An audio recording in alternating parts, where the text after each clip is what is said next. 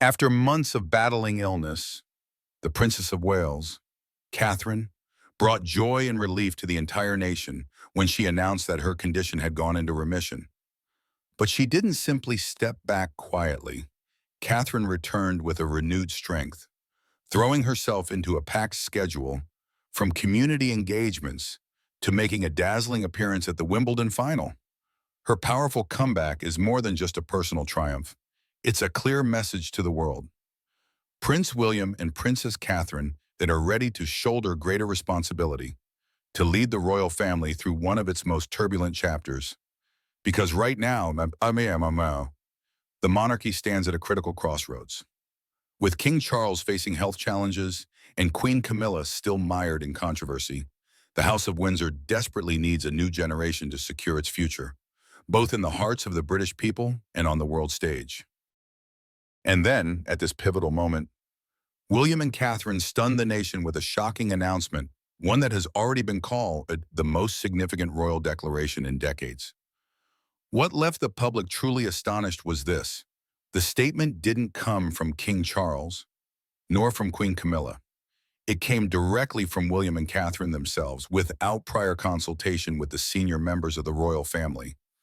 This wasn't just another official notice. It carried the weight of a quiet revolution, a signal that the balance of power is shifting from the old guard to the new. So what does this extraordinary announcement really mean? How will it reshape the future of the monarchy?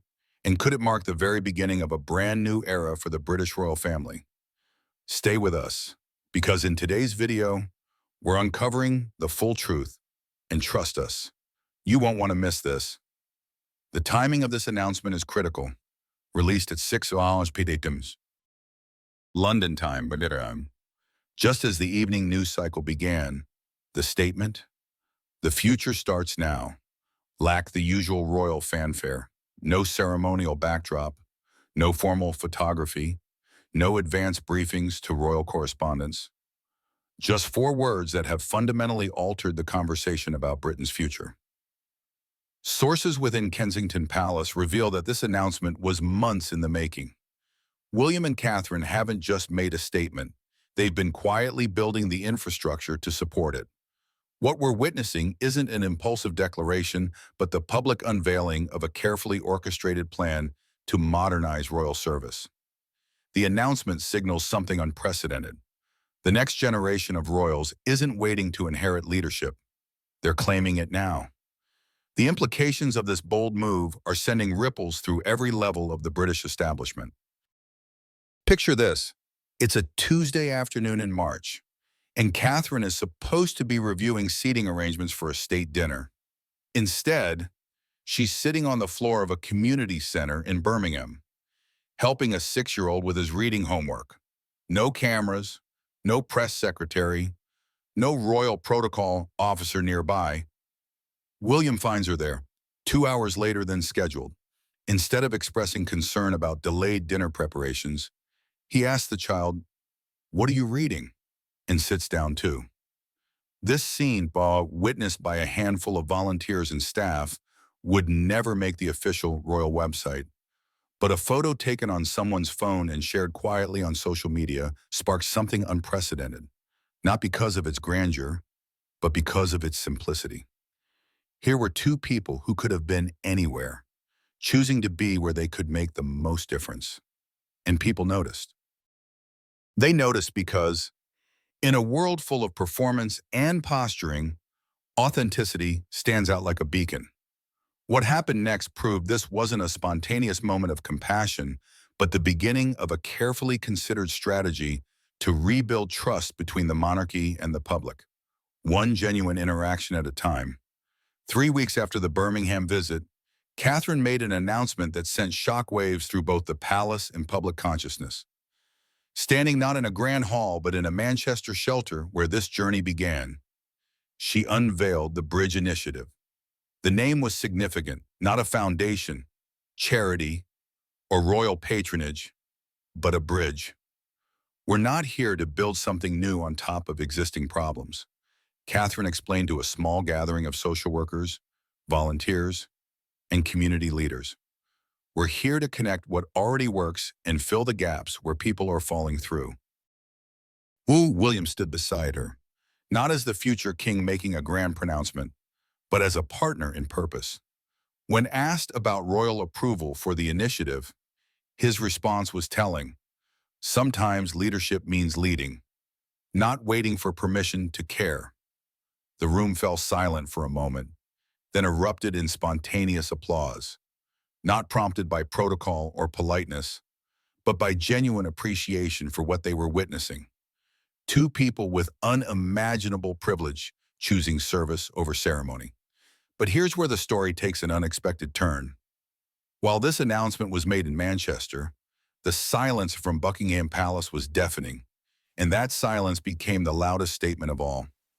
For 48 hours after the bridge initiative was announced, official royal social media accounts posted about everything except what happened in Manchester.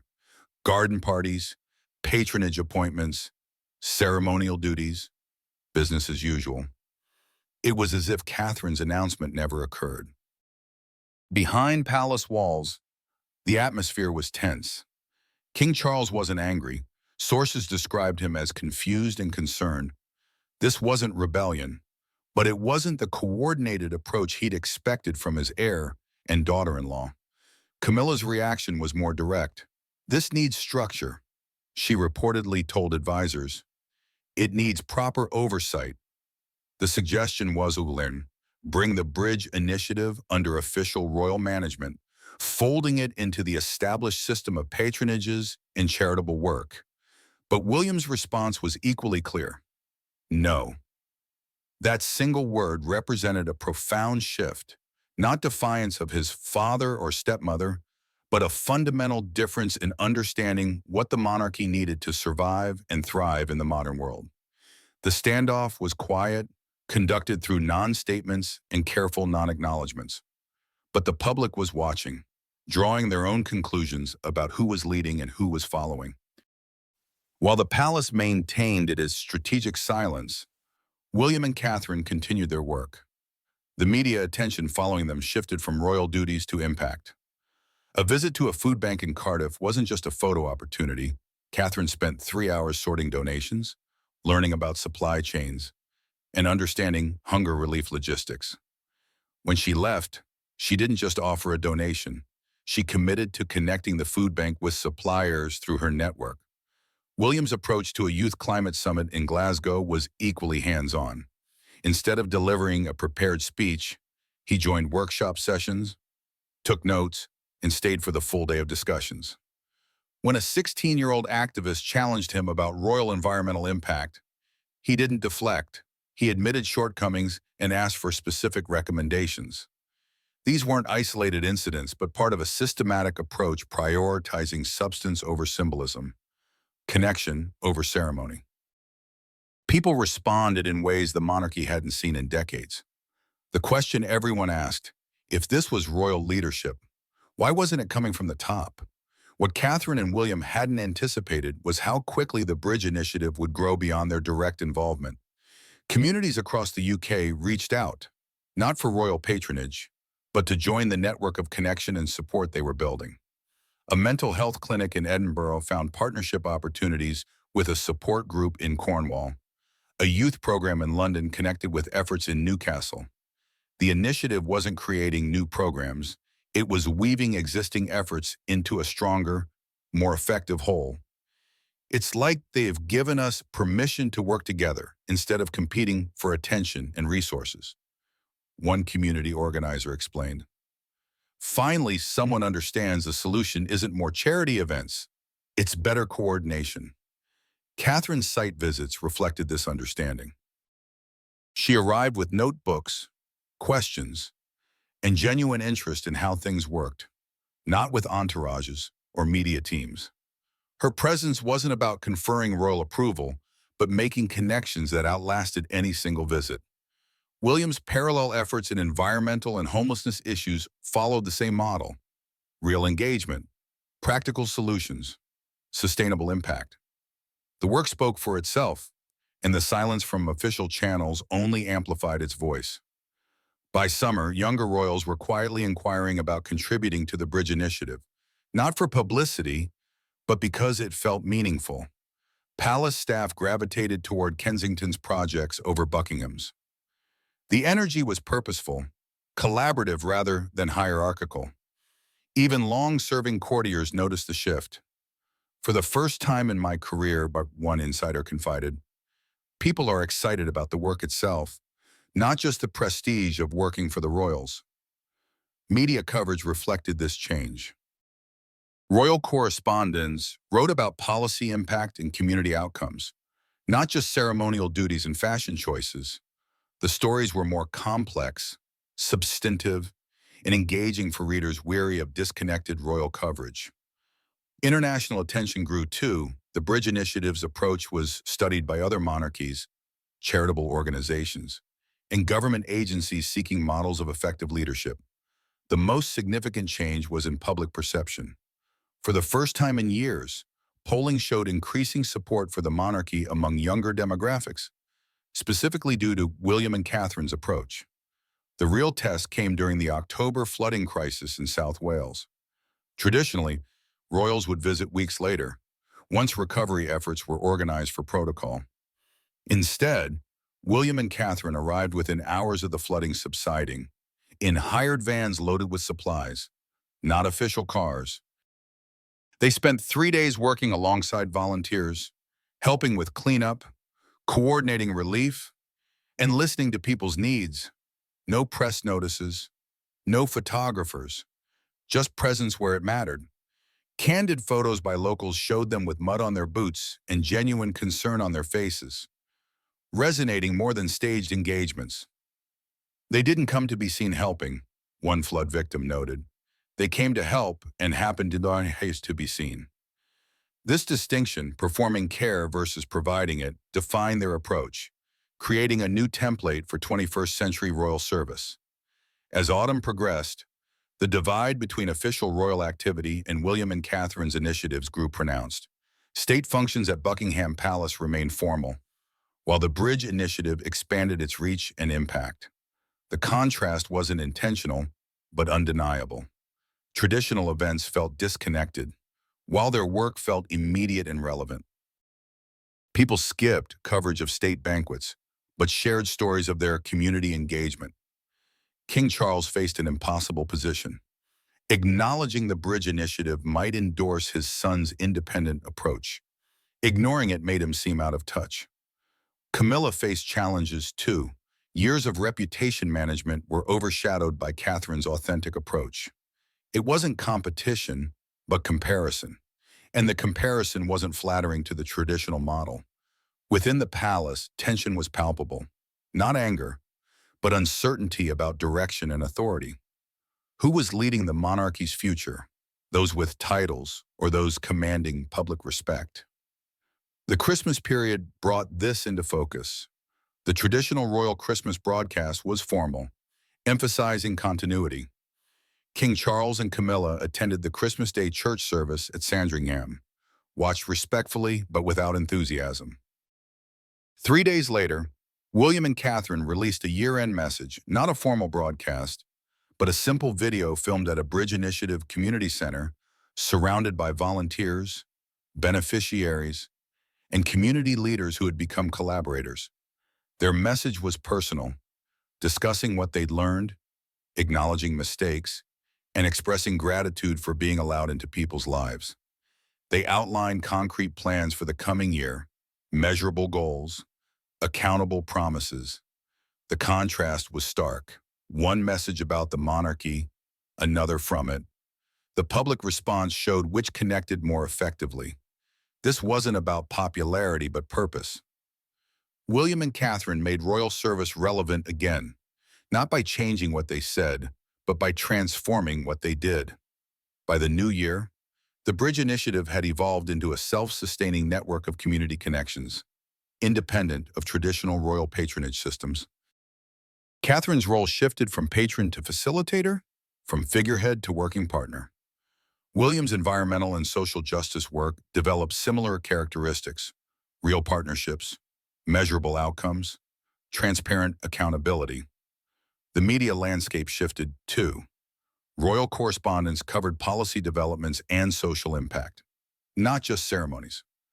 The Bridge Initiative's model was studied globally by royal families, government agencies, and charities. Public opinion crystallized around a new understanding of royal service, not ceremony for its own sake, but purpose through action, not distance maintained by protocol, but connection through engagement. The turning point came in March, a year after the Bridge Initiative began. Catherine visited the Manchester shelter where it started, meeting the same young mother whose needs sparked the journey. The private conversation had visible impact, a relationship that created real change in one person's life and, through her children's lives. Catherine wasn't surrounded by protocol officers but by community leaders, social workers, and volunteers who had become colleagues, collaborators, and friends. The transformation was complete but ongoing. What began as an alternative approach had become the standard for meaningful public service. William's journey reached a similar point. His environmental work moved beyond symbolic gestures to systemic change. His social justice initiatives from charitable giving to structural reform. The future king wasn't just preparing to inherit a throne, he was redefining what it meant to sit on it. The palace faced a choice: continue parallel tracks, highlighting the contrast between old and new, or integrate these innovations without compromising authenticity. King Charles began incorporating substantive engagement into his schedule. Camilla emphasized her patronage's practical impact, and the royal household adapted to new expectations. The real change had already occurred. William and Catherine showed that modern monarchy could respect tradition while meeting contemporary needs. They proved institutional legitimacy comes from earned trust, built one genuine interaction at a time. Today, the Bridge Initiative operates as a permanent network connecting communities across the UK and beyond. Catherine has evolved from a princess learning about social issues to an expert practitioner sharing knowledge. She didn't wait to become queen to lead. She began and proved leadership is about service, not status. William's transformation is equally profound. The future king approaches his role as a responsibility to earn daily through meaningful contribution. His work on environmental and social justice issues has shifted from symbolic support to systematic change.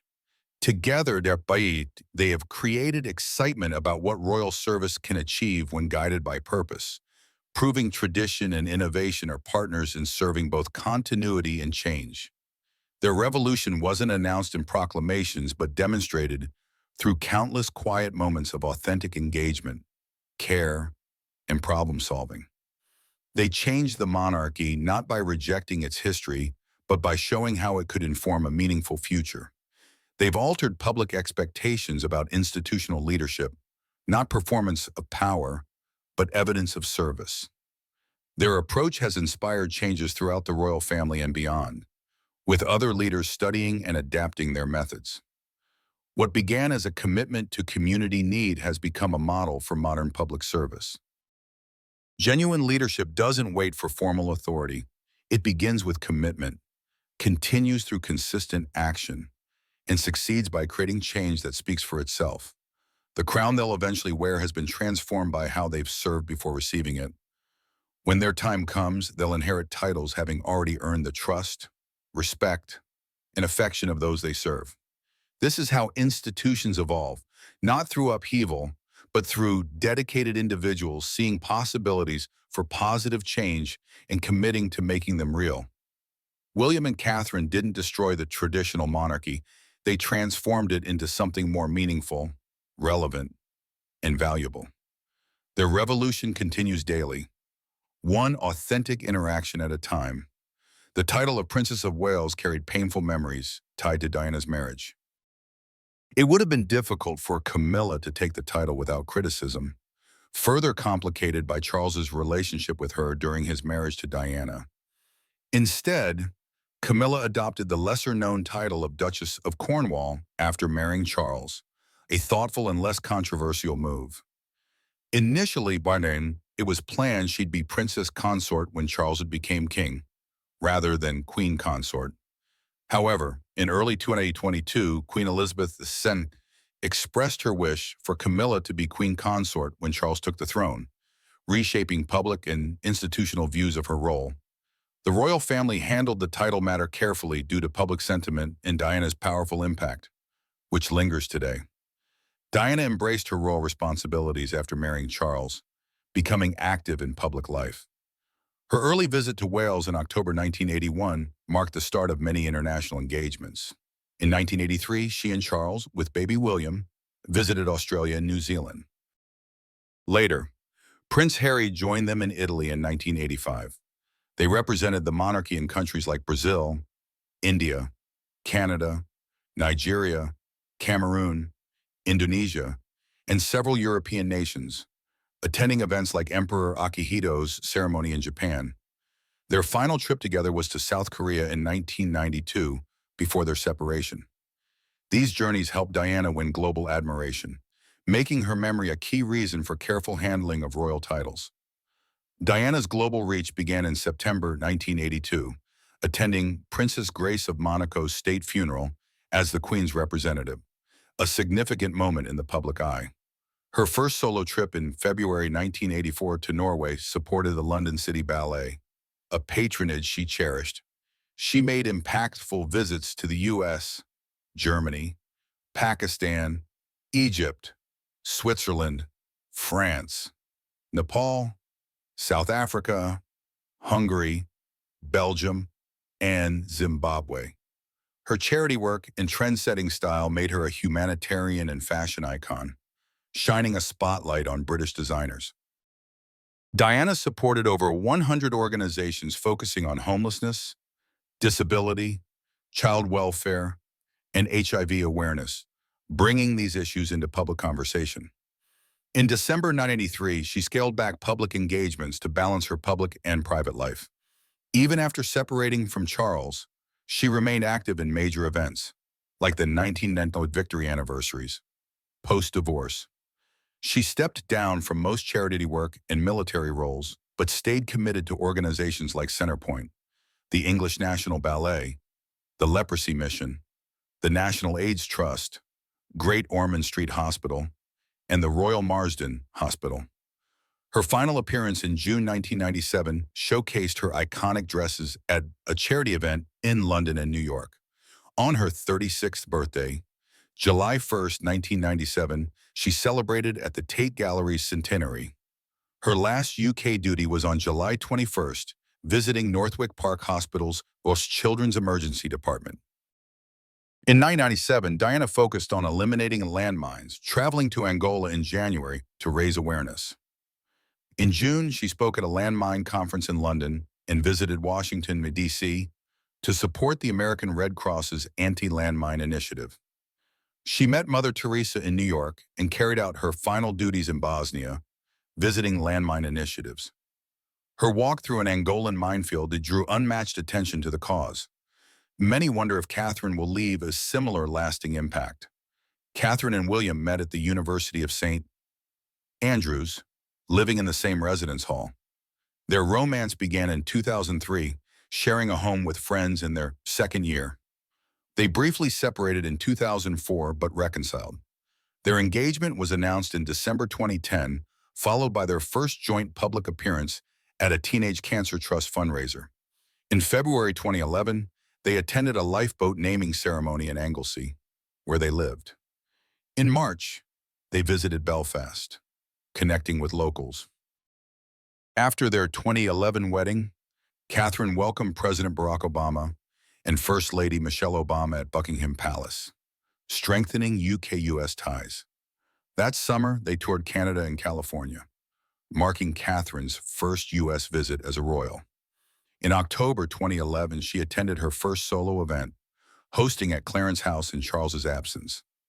In March 2012, Catherine gave her first public speech at a children's hospice, a cause she championed as a patron of East Anglia's children's hospices.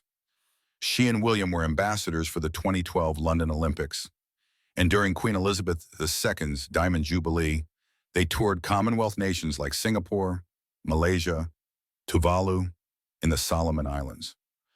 Catherine's first overseas speech in Malaysia drew from her hospice work. In August 2013, after welcoming Prince George, they attended a marathon event in Anglesey. In 2014, they visited Australia and New Zealand with George, and in June, they honored the 70th anniversary of D-Day in France.